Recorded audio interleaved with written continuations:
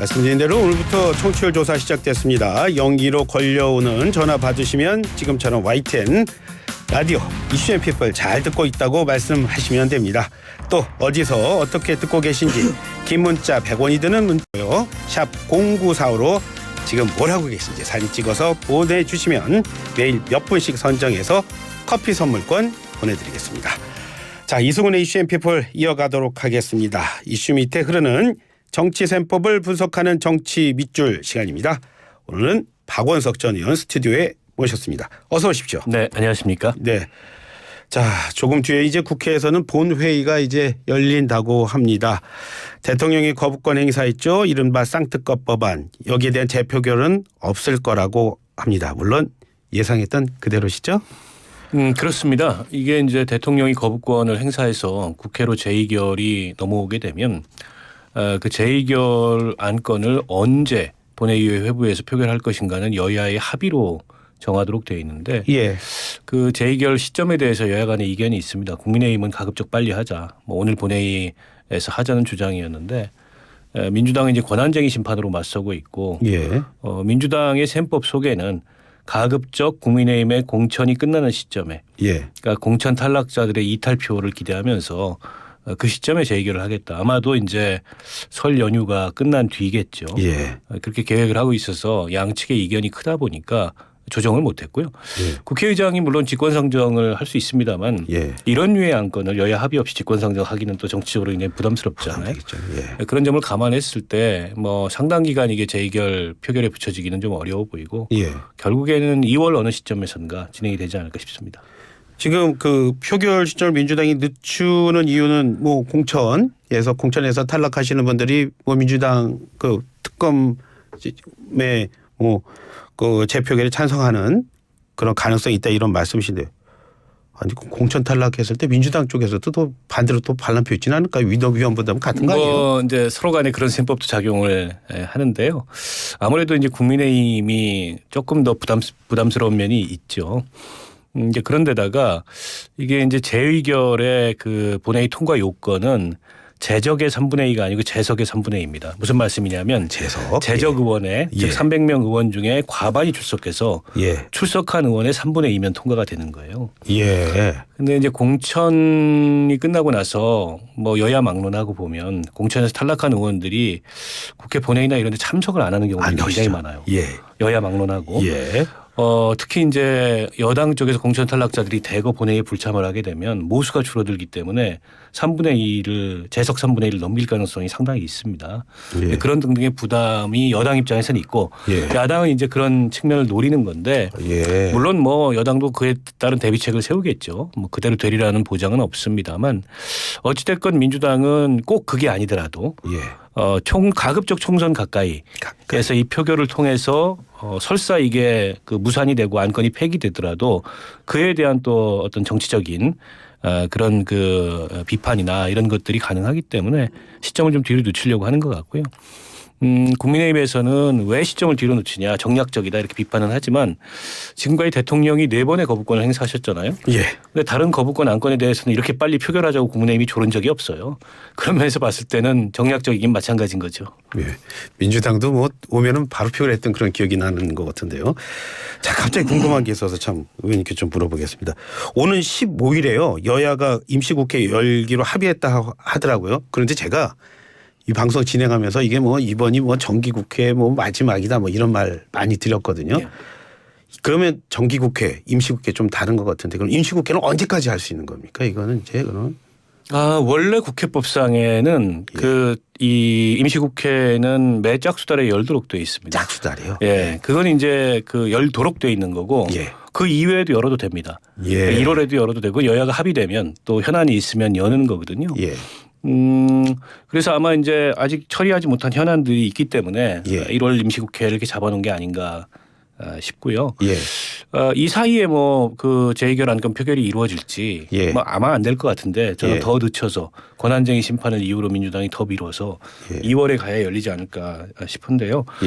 21대 국회 정기국회는 마지막 정기국회는 끝났죠. 예. 그거는 이제 이 12월로 예, 12월. 임기가 끝나가지고 끝난 거고요. 예. 그다음에 지금부터는 이제 임시국회인데 통상 선거가 4월에 있으면 2월 넘어가면 국회가 열리지 않습니다. 예. 현실적으로 다 선거운동하러 3월 중순부터는 후보 등록이고 선거운동을 하기 때문에 그때 국회를 여는 건 비현실적이고요.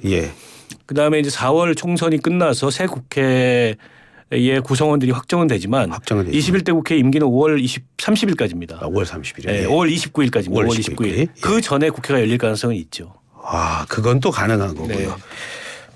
네. 갑자기 궁금했습니다. 자, 이런 상황인데 지금 이렇게 상황으로 돌아가고 있는데 지금 국민의힘 지도부의 역할을 하고 있는 게 지금 비대위죠. 근데 김경률 비대위원이 이런 말 했어요. 김건희 여사 리스크를 어떤 식으로 제어할 것인지에 대한 대응책을 찾아야 한다. 또 제2부속실과 특별감찰관에는 플러스 알파가 있어야 한다고 말이죠. 이런 말 나오면서 뭔가 분위기 달라졌다 이런 얘기도 있는데 의원님은 어떻게 보십니까? 기존의 이제 국민의힘 지도부 내에서 나오지 않던 목소리가 비대위에서 나오는 거죠. 뭐 김건희 여사 리스크 이런 표현조차 그전에는 찾아볼 수가 없었고 일종의 이제 금기시된 그런 영역이었는데 아무래도 외부에서 들어온 비대위원은 상대적으로 좀 자유롭고 이분 같은 경우에 뭐 총선에 공천을 꼭 받아야 되겠다 이런 생각으로 비대위원으로 온 것 같지 않아요. 개인적으로는 저도 잘 아는 분인데요. 이제 그렇다 보니까는 뭐 아무래도 조금 더 자유롭게 얘기를 하는 게 아닌가 싶고 물론 지금 한동훈 비대위원장을 포함해서 비대위원들과의 공감대 하에 이런 얘기를 하는 거겠죠. 돌출적으로 혼자서 이런 얘기를 한다고 보기는 어려울 것 그러니까 같고. 사전에 이 말씀하신 데는 한동훈 비대위원장과 조율이 좀 있었을 거다. 저는 있었을 거라고 보고요. 뭐 일종의 이제 차별화를 이런 식으로 구하는 건데 한동훈 비대위원장이 직접 하지 못하더라도 비대위원들 입을 통해서 김건희 여사 문제에 대해서 기존 여당 내에서 나와둔 목소리와는 다른 목소리를 좀 내겠다. 근데 이제 해법으로 제시되는 거는 여전히 뭐 제2부속실 특별감찰관 이건데 좀 이따가 말씀드리겠지만은 좀 뒤늦은 해법이고요. 이미 이게 이제 특검으로 가 있고 특검에 대한 그 국민 여론이 굉장히 높은데 근데 그건 거부하면서 다른 해법을 제시하는 건 일종의 이제 국면 전환용 물타기 아니냐. 뭐 이런 또 다른 비판에 이 직면할 가능성이 크고요. 그러나 어쨌든 리스크로 여기고 있다. 선거 앞두고서 그에 대해서 뭔가 대책이 필요하다라는 인식이 비대위원 입을 통해서 저렇게 나오는 거는 향후에 그 김건희 여사 문제를 둘러싼 여권 내부의 기류가 좀 바뀔 가능성을 시사하는 거여서 어디까지 어떻게 바뀔지 좀 지켜봐야 될 것 같습니다. 지금 조금 전에 말씀하시면 그 제2부속실의 특별감찰관 그건 무슨 일을 하는 거죠? 이제 제2부속실은 과거에 이제 청와대 시스템에서 대통령 비서실하에 제1부속실이 있고요.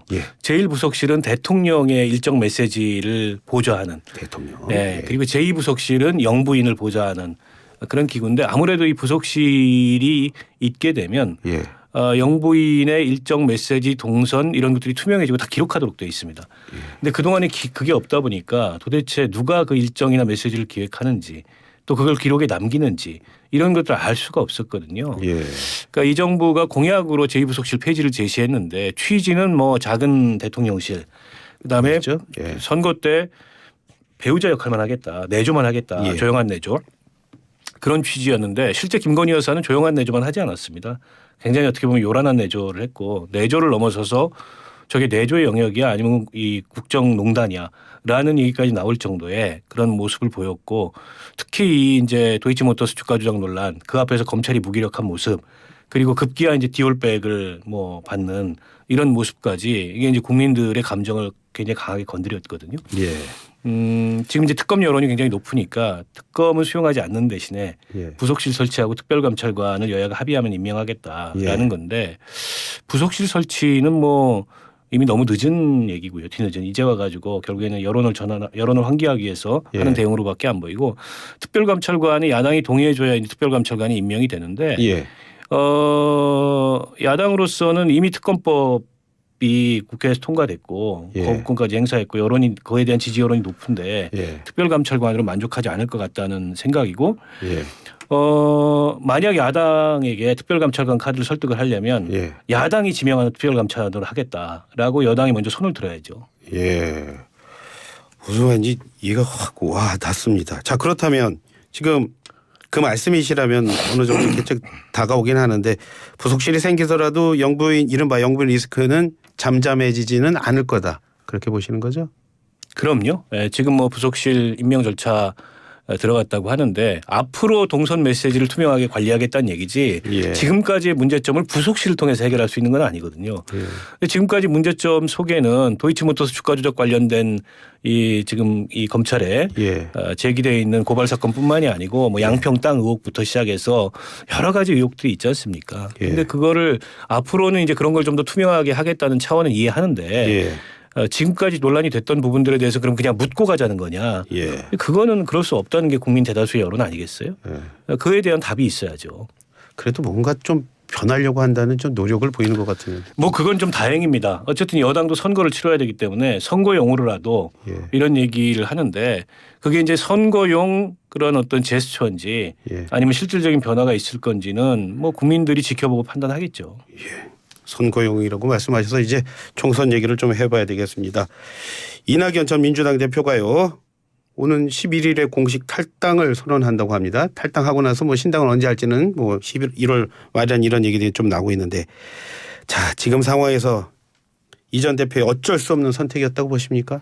저는 어쩔 수 없는 선택이라고 보고요. 예.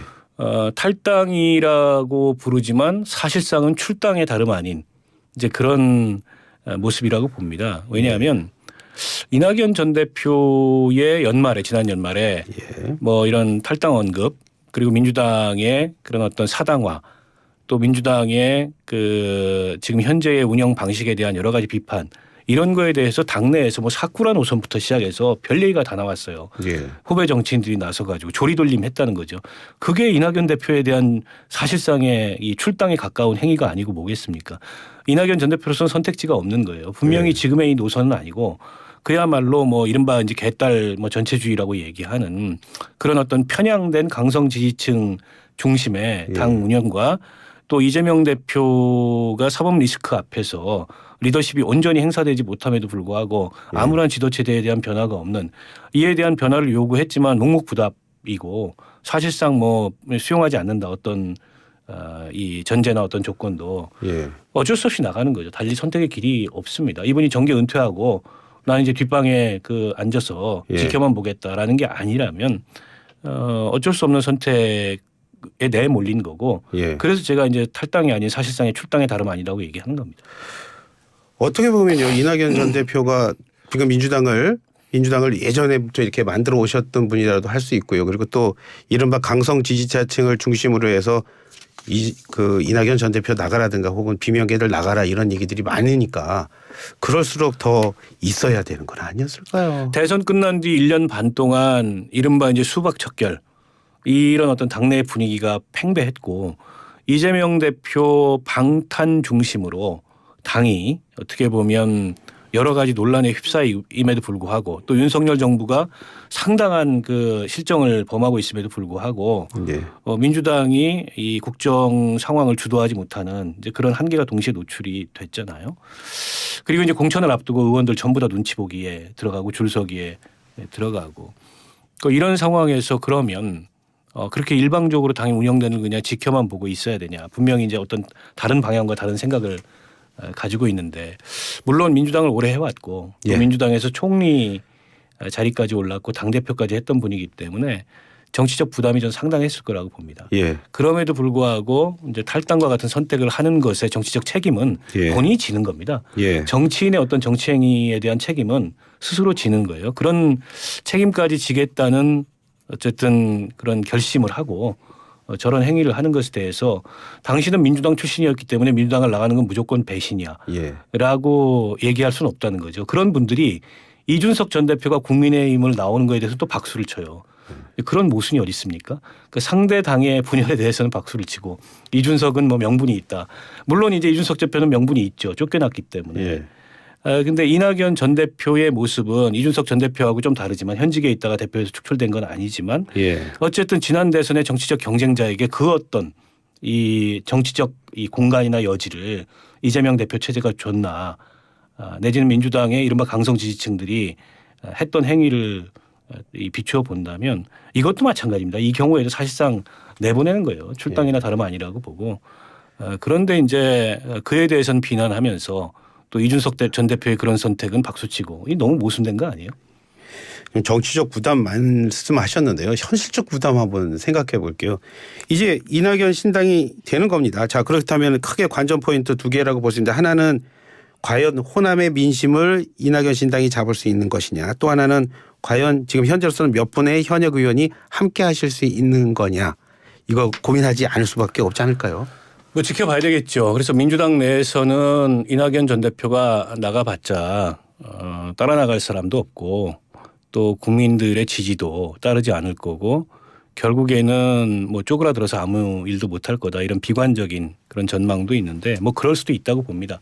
예. 결국 이낙연 대표가 어떤 정치력을 보이느냐에 달려 있다고 보고 그러니까 내일 모레 이제 탈당 예고를 했는데 그 탈당의 변이 과연 뭐냐 굉장히 중요하다고 생각해요. 저는 깊은 자기 성찰이 전제돼야 된다고 봅니다. 이분이 그 1인 지하 만인 지상 민주당에서 이룰 수 있는 건 다 이룬 분이에요. 총리도 하셨고 당대표도 하셨고 그러니까 민주당의 현재의 문제점은 본인의 정치행위까지를 포함해서 누적된 문제입니다. 민주당이 현재 보이는 문제가 전부 이재명 대표 때문입니까? 그건 아니에요. 일례로 지난 그 서울시장 재보궐선거 부산시장 재보궐선거 공천 안 하기로 했던 당원까지 바꿔가면서 공천했다가 대패하고 결국 본인도 물러나게 되고 본인 대표 시절에 했던 정치행위거든요. 그에 대해서 성찰이 필요하죠. 지난 그 총선에 위성정당 만들 때 대표는 아니었지만 선대위원장이었어요. 그 위성정당 만드는 거에 대해서 반대하지 않았거든요. 근데 지금은 연동형 비례대표제를 유지해야 된다고 말씀을 하세요. 병립형으로 돌리는 것은 안 된다. 그러면 지난 자기가 본인이 선대위원장 시절에 위성정당 만들었던 그런 어떤 결정에 대해서도 성찰을 해야 되는 거죠. 그리고 호남을 배경으로 다선 국회의원을 지냈고 전남지사까지 했는데 호남의 유권자들의 반응이 신통치 않아요. 그거는 호남을 대표하는 정치인으로서 이낙연 전 대표를 인정하거나 받아들이지 않고 있는 거거든요. 그에 대해서도 역시 자기 성찰이 좀 필요하다고 봅니다. 전남시사까지 하신 분인데. 아니 그러니까요. 그렇게 깊은 자기 성찰에서 시작해야 새로운 정치의 길이 열리고 미래에 대해서 진솔한 얘기를 할 수 있는 거지 전부 남탓만 하면 그건 똑같은 거죠. 그래서 이낙연 전 대표가 내일 탈당의 변을 어떤 변을 내는지가 굉장히 중요하다고 봅니다. 떠나시면 이게 너무 부담 많이 주시는 건 아니세요? 근데 그 정도의 깊은 자기 성찰 없이 어떤 새 정치를 할 수 있을까요? 지금 이낙연 신당 얘기 나오면 함께 붙어서 나오는 말이 바로 이준석의 가칭 개혁신당과의 연대 여부입니다. 함께 할 거라는 말도 있고 또 삐걱거린다는 소리도 들리기도 하고요. 자, 의원이 보실 때 이 두 분의 연대 여부 가능성이 있다고 보십니까? 가능성은 있고요. 뭐 이제 시작이기 때문에 이게 그 실현될 거다. 내지는 뭐 삐걱거리다 좌초할 거다. 이렇게 단정하는 것 어느 쪽으로 단정하는 것도 좀 섣부르다고 보고 이준석 전 대표도 아직은 이제 창당을 한 단계가 아니고 창당 준비위원회에서 속도를 내고 있는 단계고 그렇죠. 이낙연 대표는 이제 막 탈당을 하는 이런 단계이기 때문에 이런 삼지대의 빅텐트가 실현되느냐 안 되느냐는 앞으로 좀 더 시간을 두고 좀 지켜봐야 될 것 같고요. 다만 양측 공이 현재의 양당 체제가 갖고 있는 문제점을 지적하고 있고 또 그걸 넘어서기 위해서 이런 새로운 신당을 한다는 명분을 찾고 있어요. 근데 각계약진을 해버리면 이게 양당의 벽을 넘기가 어렵습니다. 서로 간의 정치 철학이나 그동안의 정치를 해왔던 경로나 또 정책이나 지지 기반 네트워크의 차이가 있지만 그럼에도 불구하고 몇 가지라도 공통점을 확인하거나 찾을 수 있다면 그 공통점을 확대해서 연대의 가능성을 넓히는 게 결국에 양당 정치를 넘어서는 그런 출발점이 될 거라고 보고 아마 그 양쪽 다 절실함이 있기 때문에 그런 절실함을 가지고서 연대의 가능성을 실현하기 위해서 노력하지 않을까 이렇게 예상합니다. 의원님 그렇게 말씀하시는데 바로 오늘이요. 그 양양자 한국의 희망 대표가 출판 기념회 하는데 거기에서 그 이준석 대표도 오고 또 이낙연 전 대표도 오고 또 금태섭 전 의원도 다 같이 봤다고 하더라고요. 거기서요. 그 이낙연 전 대표가 무슨 말 했냐면 이런 말 하셨대요. 저더러 허들의 물 노릇하라는 뜻으로 알고 나왔다. 맑은 물은 이준석, 금태섭, 류호정에게 들으시라. 이렇게 강조를 했다고 하거든요. 자, 이런 말을 많이 양보하겠다 이런 뜻을 저는 들린다고 어떻게 들으세요? 약간 중의적 의미인 것 같아요. 일단 인사말을 앞에 하시게 되다 보니까 예. 먼저 인사말을 하는 것에 대한 겸양의 표현이기도 하고 예. 또 다른 한편으로는 이제 당신은 좀 흘러간 정치인 내지는 좀 이렇게 원로격 정치인인데 예. 앞으로 이제 미래 정치는 본인도 그것을 위해서 굳은 일마다 하지 않겠으나 예. 더 젊은 정치인들이 열어줄 거다라는 일종의 덕담 차원에서 예. 중의적으로 그런 표현을 한 게 아닌가 싶은데요. 예. 그 뭐 이낙연 전 대표님 특유의 화법이죠. 화법이다. 예. 특유의 화법이다. 아직까지는 이게 어떤 빅텐트가 이루어질지는 좀 시간을 갖고 좀 지켜봐야. 그럼요. 오늘 뭐 그 행사 자리에 가서 다 모여서 인사말 주고받은 거 가지고 된다 안 된다 보기에 정치가 그렇게 단순하지 않습니다.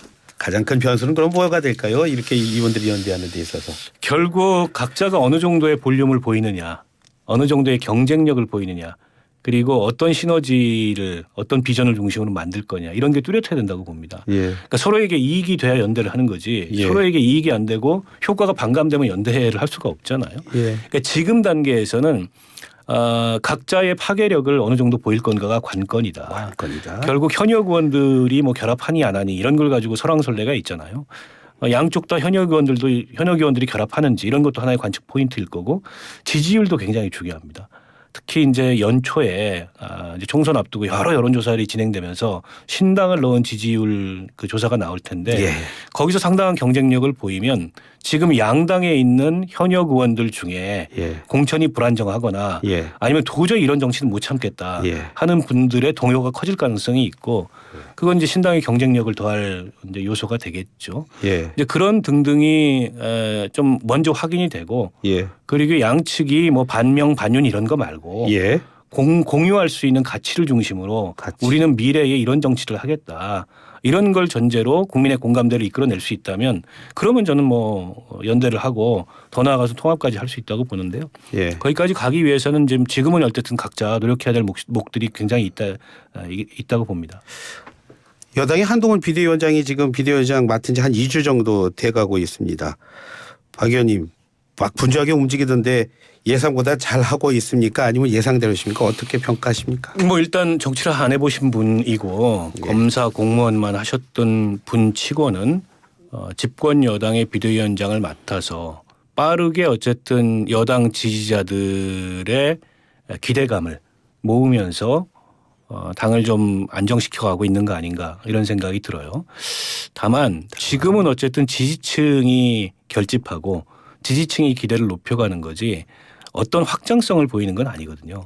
근데 총선은 확장성이 있어야 됩니다. 뭐 당연히 국민의힘을 지지하거나 이런 분들은 한동훈 비대위원장이 새로운 얼굴이고 또 대권 주자로서 기대를 많이 모으고 있기 때문에 그 일거수일투족을 주시하면서 이제 기대감을 표현하는데 이를테면 중간층이나 또 좀 국민의힘의 지금까지의 모습에 비판적인 그런 무당층이나 이런 경우까지 반응을 하는지에는 아직까지 알 수 없고요. 거기서 제일 중요한 게 지금 김건희 특검 이 국면입니다. 이 국면에서 기존의 대통령실과 윤 대통령과는 좀 차별화된 어떤 흐름을 보이면서 당 정관계에 있어서의 어떤 독립적인 그런 목소리를 만들어낸다면 그리고 한동훈 비대위원장이 주도하는 뭐 개혁공천, 쇄신공천 이런 게 이루어진다면은 그런 확장성까지 갈 텐데 그게 아니라면 저는 뭐 지지층 결집만 가지고 선거는 어렵다고 봅니다. 네. 오늘도 말씀 잘 들었습니다. 고맙습니다. 고맙습니다. 지금까지 박원석 전 의원이었습니다.